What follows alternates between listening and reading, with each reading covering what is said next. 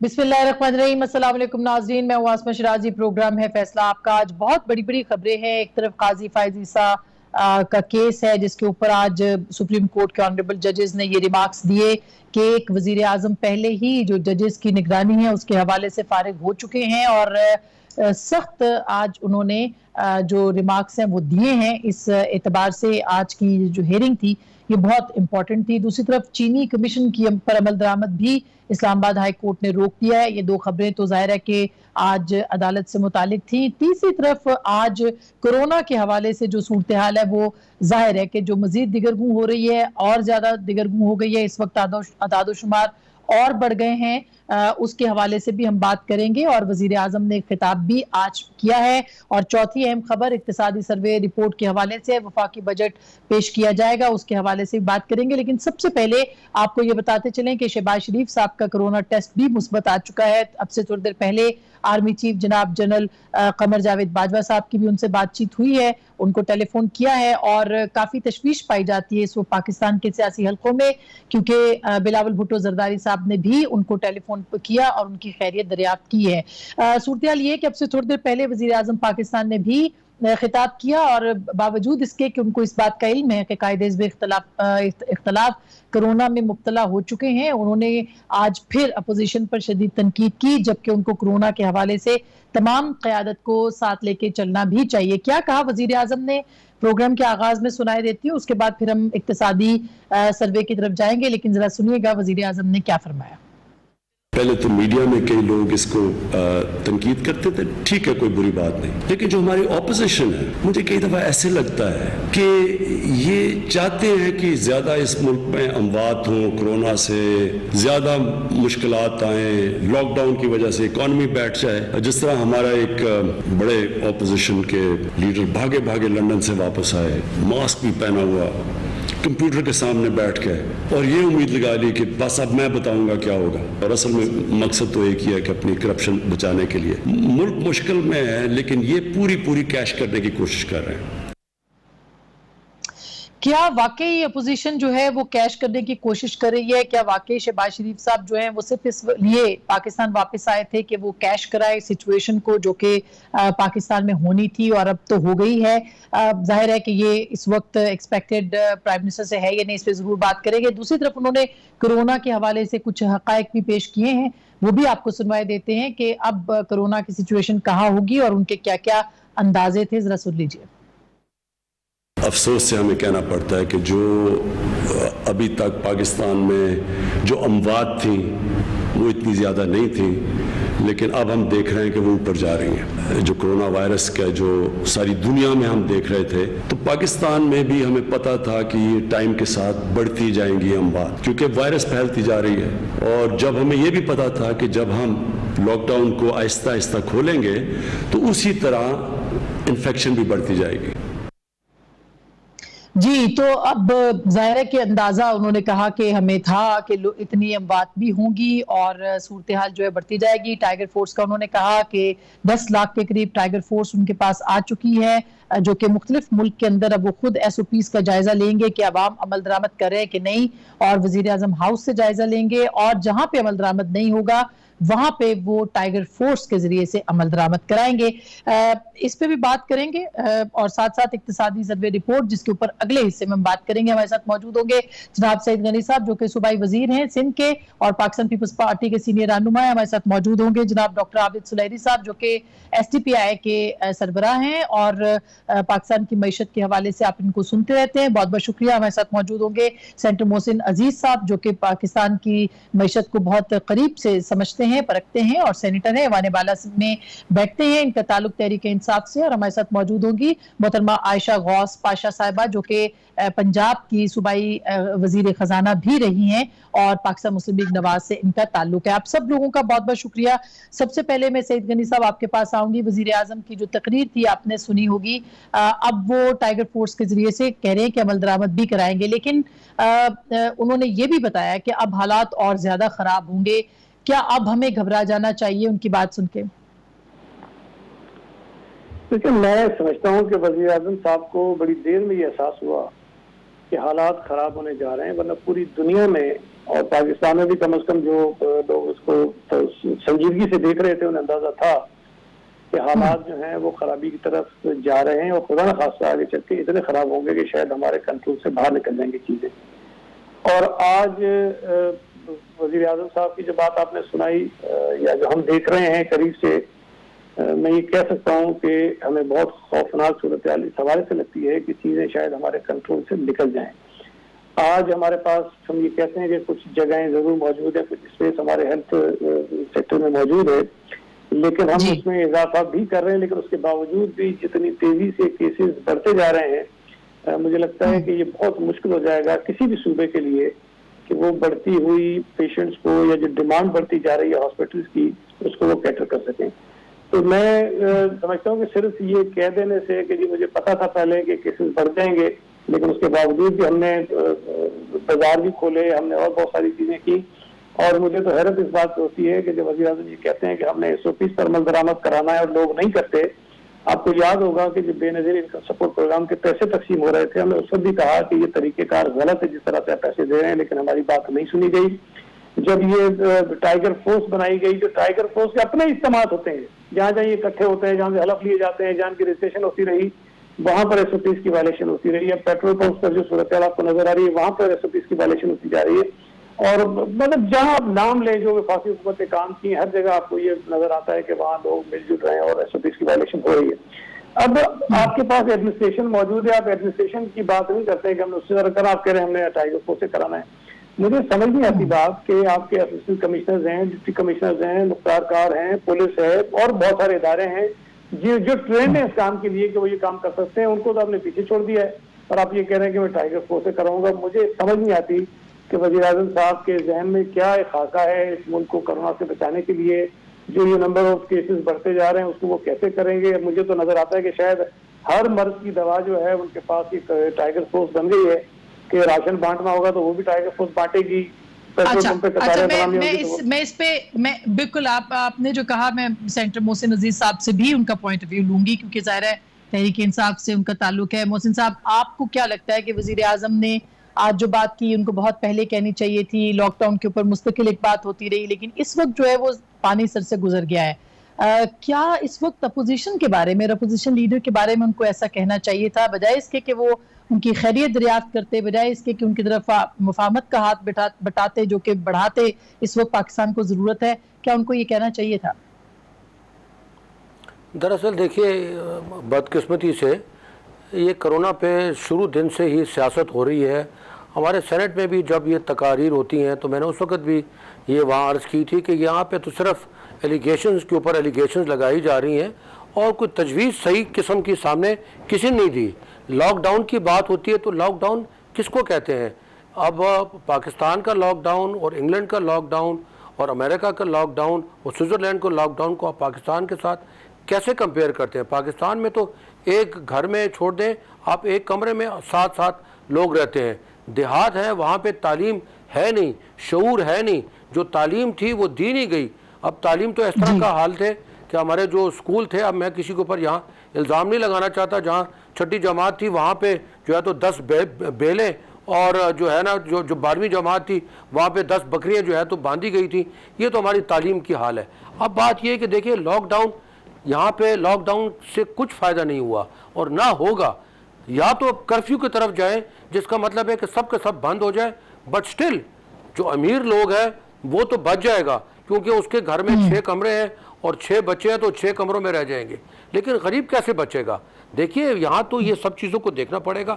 آپ یہ دیکھیے جو عید گزری ہے, عید کے بعد سے یہ زیادہ پھیلا ہے. کیوں زیادہ پھیلا ہے؟ عید پہ تو مارکیٹ بھی بند تھی, عید پہ تو دکان بھی بند تھی, عید پہ تو کارخانے بھی بند تھے, لیکن اس کے باوجود پھیلا ہے بیکاز ہمارے میں شعور نہیں ہے, بیکاز ہمارے میں ابھی تک گاؤں دیہات میں یہ ماسک جو ہے اس کو سمجھا جاتا ہے کہ یہ جھوٹ ہے, بلکہ کرونا کو جھوٹ سمجھا جاتا ہے.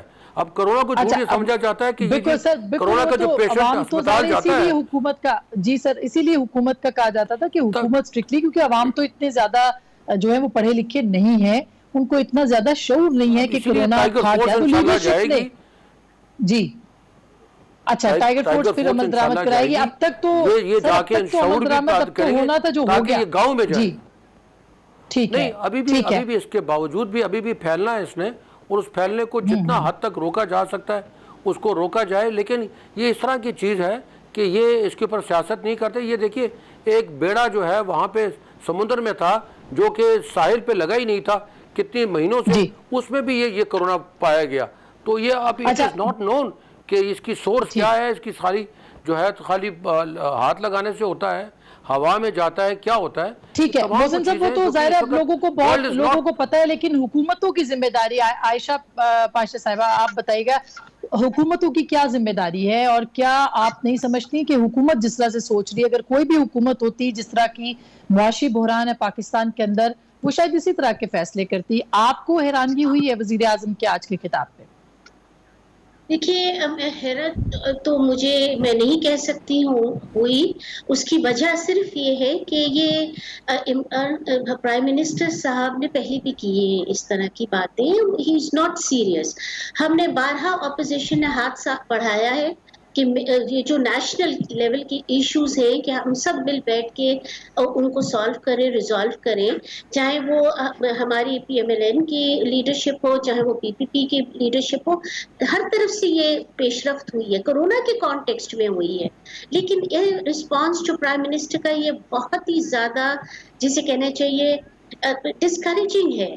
یعنی آپ نیشنل ایشوز پہ پرائم منسٹر کے یہ آپ کوئی پارٹی کے ہیڈ نہیں تھے, آپ اس وقت پرائم منسٹر آف پاکستان ہیں, اور یہ پورے 22 ملین لوگوں میں سے زیادہ ووٹر جو ہیں وہ PMLN کے ہیں. آپ کو اس طرح کی بات کہنی بالکل نامناسب ہے, جبکہ آپ کو پتا ہے کہ لیڈر آف دی اپوزیشن خود اس میں اس وقت جیسے کہنا چاہیے اس کے وکٹم ہیں.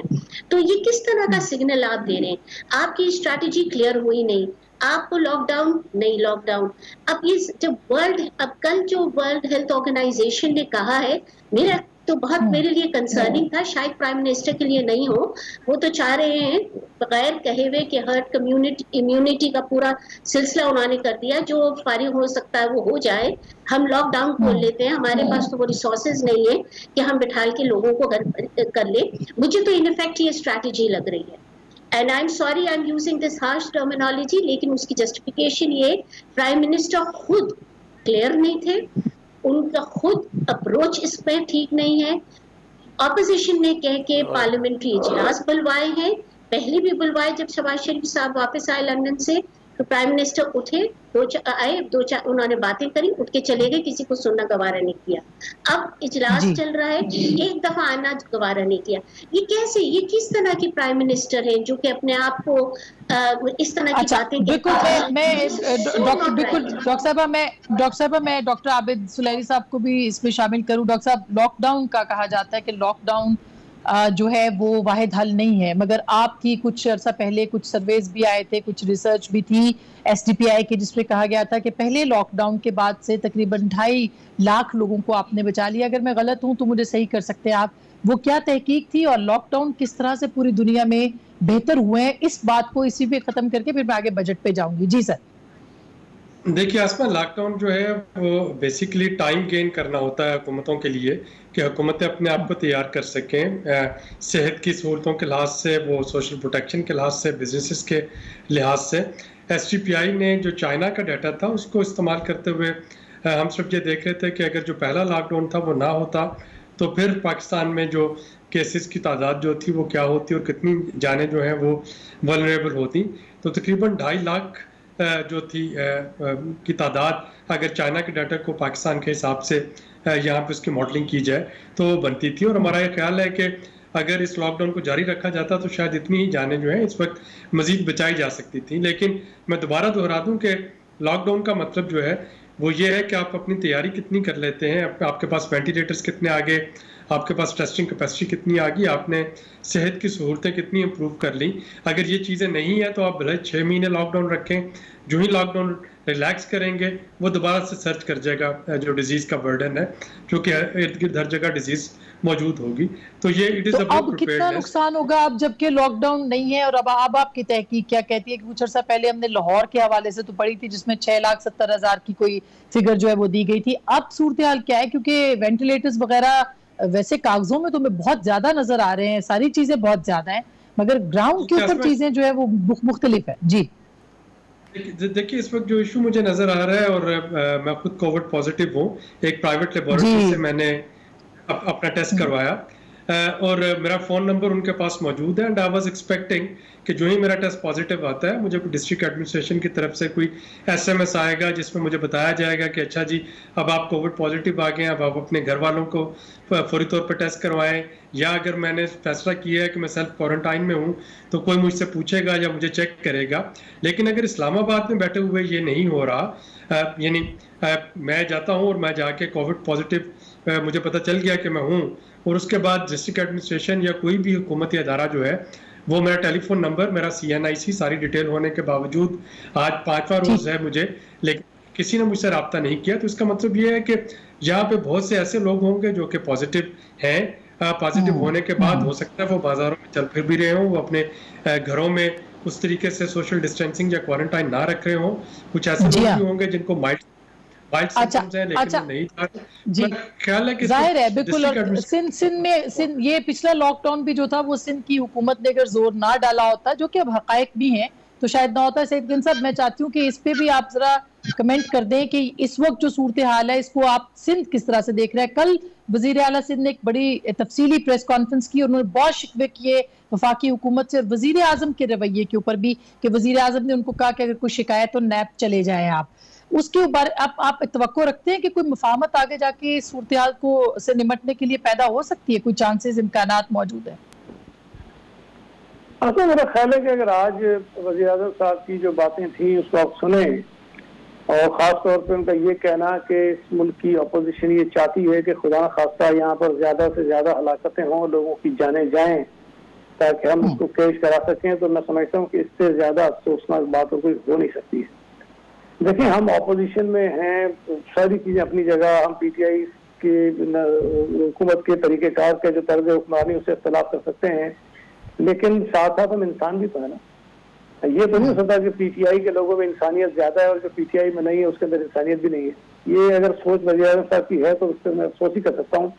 और अगर ये सोच किसी वज़ीर आज़म की हो और उन हालात में जब मुल्क में कौमी यकजहती की जरूरत हो, तो बजाय इसके कि वो कौमी यकजहती पैदा करने के लिए आगे बढ़े, जो अपोजिशन ने बार बार कोशिश की कि हो, लेकिन वज़ीर आज़म साहब आज भी शायद उसी एक पैर पे खड़े हैं कि नहीं, हमने अपोजिशन के साथ लेके नहीं जाना। लेकिन उनकी सोच जब यहाँ आ जाए कि हम अपोजिशन के लोग चाहते हैं कि लोग मरे, तो फिर इससे ज्यादा हम क्या कर सकते हैं। मुझे सच्ची बात है कि पहले भी खैर कोई खास तवक्को और उम्मीद तो नहीं थी, लेकिन आज की बातें सुनने के बाद मुझे ये लगता है कि वज़ीर आज़म साहब की जो सोच है उसके होते हुए इस मुल्क में किसी भी इशू पर कौमी यकजहती पैदा नहीं हो सकती। इस मुल्क में कौमी यकजहती के रास्ते में जो सबसे बड़ी रुकावट है वो वज़ीर आज़म साहब खुद है और उनकी सोच है।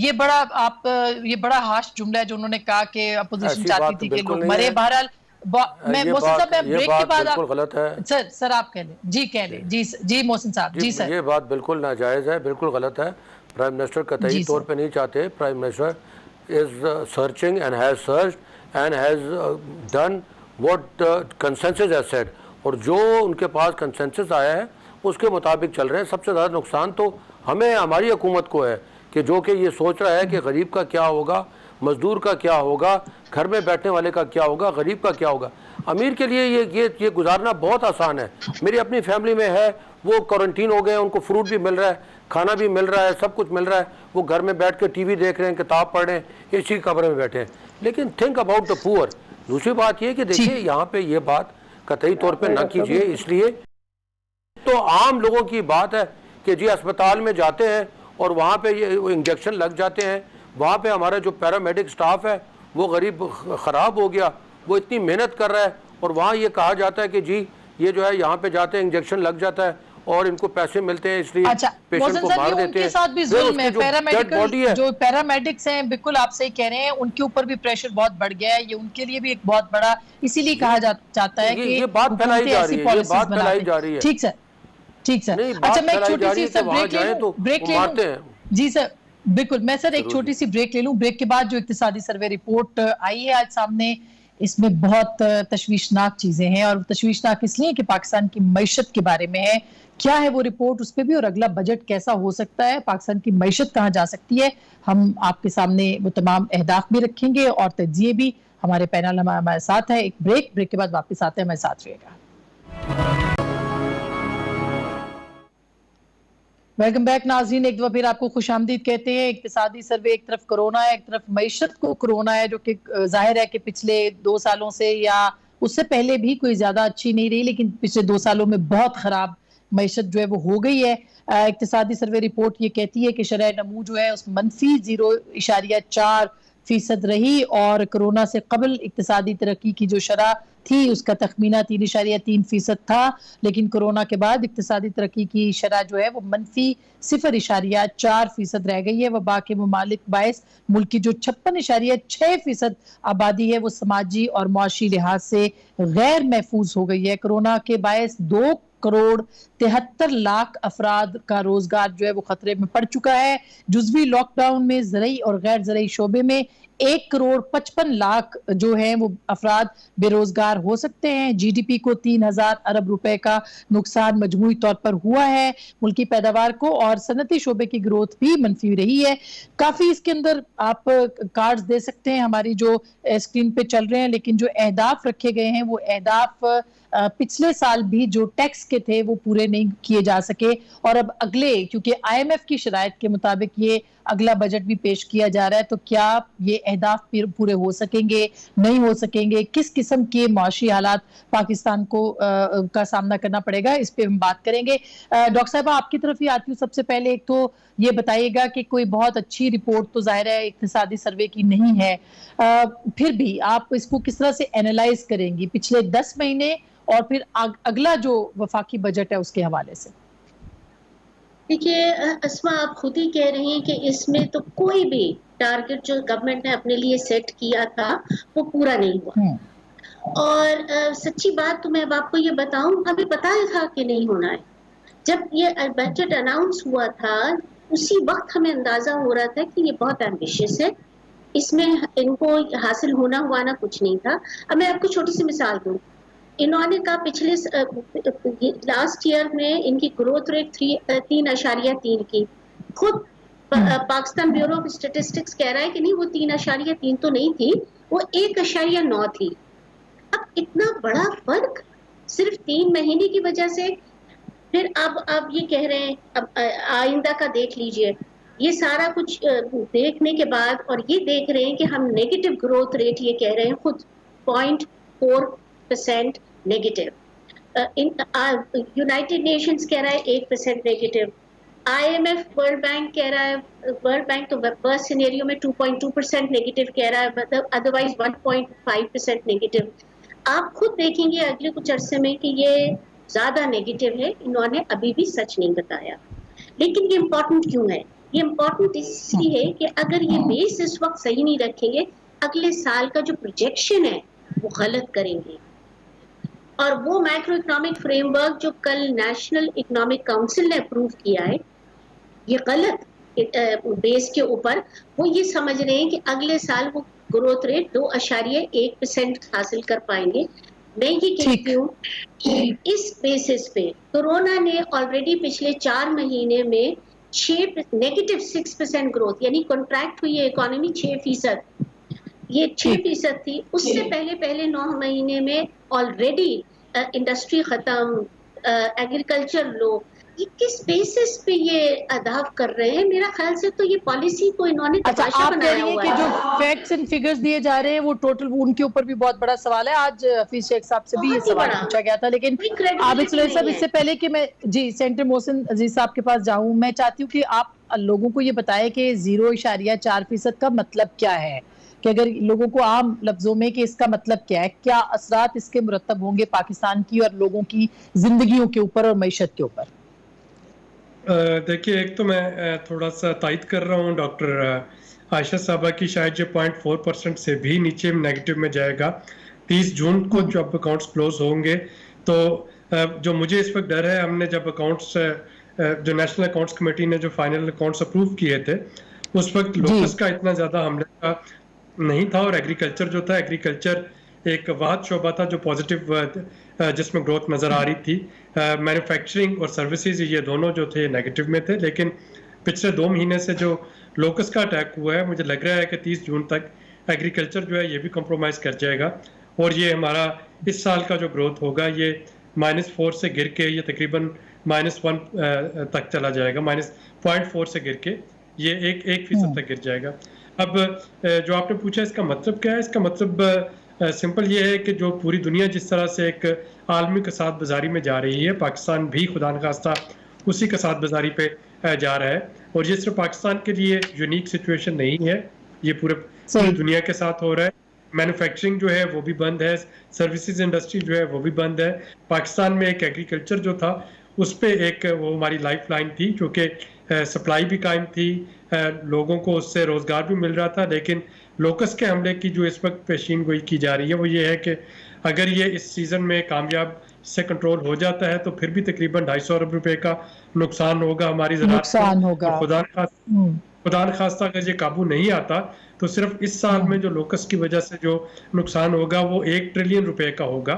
تو یہ بالکل اب یہ تو آپ بالکل اب جیسے، لیکن سینٹر صاحب جیسے ہمیں $150 کروڑ کا کل بھی قرضہ جو ہے وہ ریلیکس کیا گیا، IMF بھی ریلیکس کر رہا ہے، مختلف G20 نے بھی کیا، تو لیکن قرضہ تو بڑھتا چلا جا رہا ہے۔ ایک تنقید یہ بھی آ رہی ہے کہ یہ غیر قانونی ہے، جو کہ پاکستان کے مطلب ایکٹ ہے پارلیمنٹ کا کہ آپ ایک مخصوص حد ہے اس سے زیادہ آپ قرضے نہیں لے سکتے۔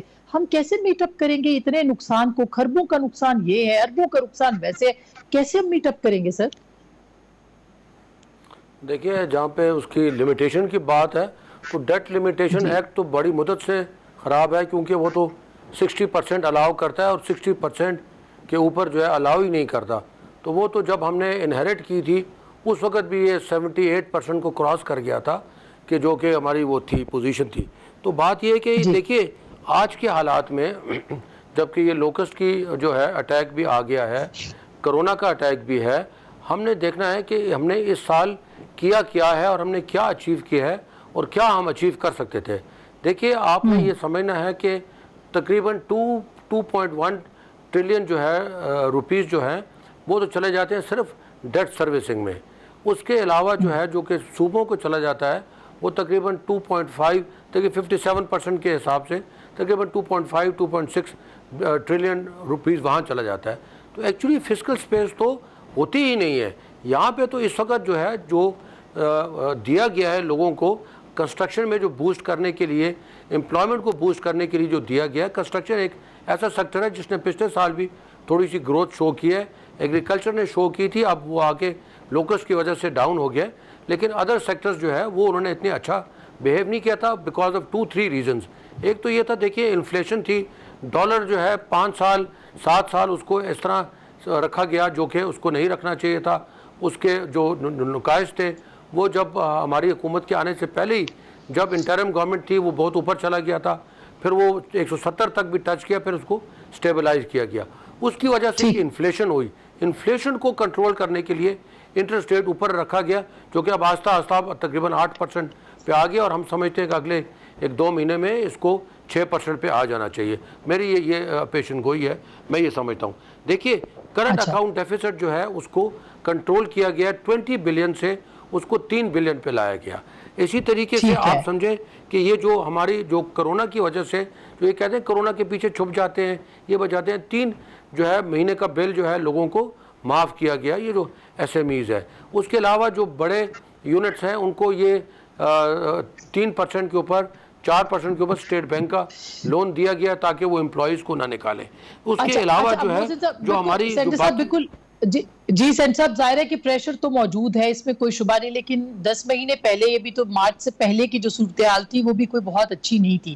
اب میں ایک چھوٹی سی بریک لیتی ہوں، بریک کے بعد ہم ضرور اس پہ بات کریں گے۔ یہ ریالٹی ہے کہ پاکستان کی معیشت اس وقت سخت ملک کی تاریخ میں سب سے زیادہ قرضے بھی لے چکی ہے یہ حکومت، تو اب ہم نے آگے کرنا کیا ہے اس کے اوپر بات کریں گے۔ ایک چھوٹی سی بریک کے بعد واپس آئیں گے، ہمارے ساتھ رہیے گا۔